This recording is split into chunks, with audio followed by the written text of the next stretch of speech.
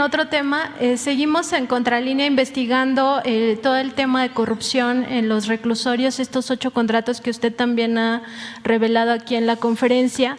Hemos encontrado ya más información en torno a cómo se dieron estos negocios, que el presidente Felipe Calderón directamente aprobó que se dieran estos contratos a 6 empresas que eran cómplices en su gobierno, y estas empresas, entre las que están Tradeco, GIA, Arendal,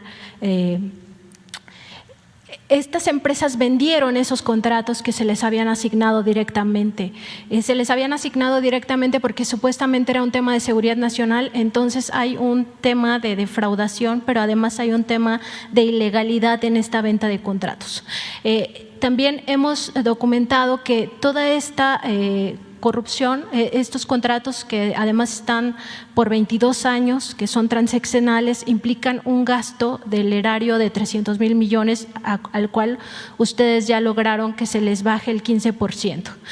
Sin embargo, presidente, pues son más de 200,000 millones de pesos los implicados en este gran fraude. Me parece que es uno de los fraudes más grandes que ha habido en la historia de México. La Fiscalía General de la República ya tiene abiertas indagatorias, nosotros tuvimos acceso a estos documentos, donde se observa que entre los funcionarios que están investigando pues está el propio Felipe Calderón, el exsecretario de Seguridad Genaro García Luna, también el exsecretario de Hacienda Ernesto Cordero, entre otros, y las propias empresas. La pregunta, presidente, es si no debería ya la Fiscalía General de la República citar al presidente, al expresidente Calderón, para que explique por qué permitió este gran fraude a la nación, y si el gobierno de México está colaborando en esas indagatorias de la Fiscalía General de la República, pues para que se documente este gran fraude a la nación que implica más de 200,000 millones de pesos.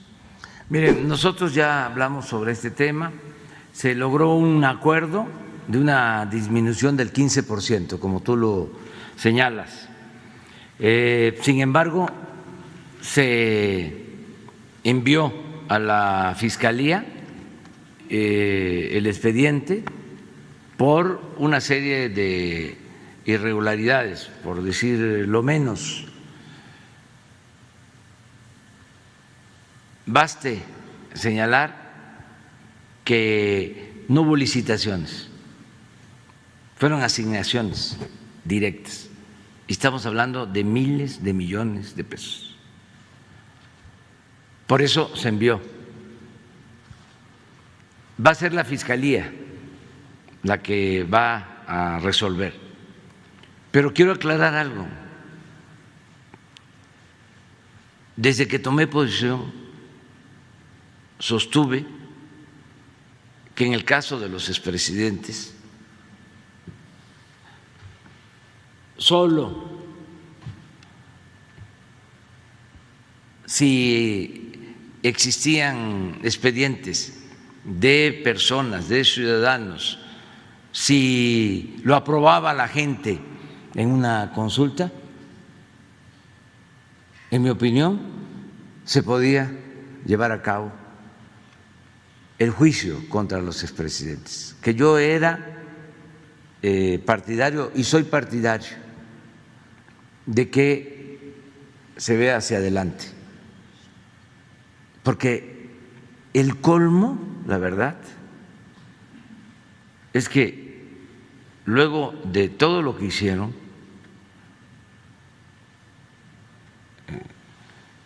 en el periodo neoliberal, que es el periodo de más saqueo, de más robo que se haya registrado en la historia de México. Desde que llegaron los españoles empezó el saqueo. Bueno, con el tesoro de Moctezuma, está aprobado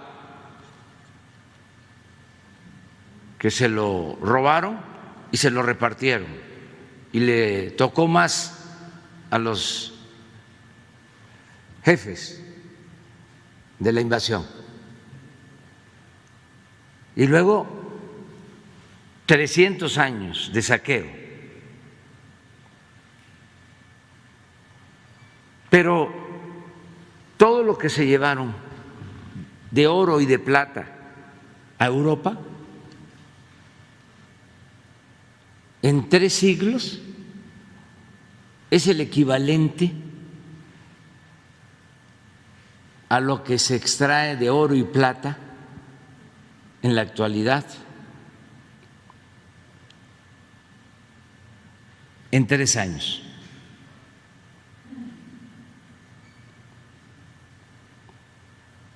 Saquearon muchísimo en el periodo neoliberal. Estamos hablando de 1983 a finales del 18. 36 años de saqueo. Aún así, yo considero que no debemos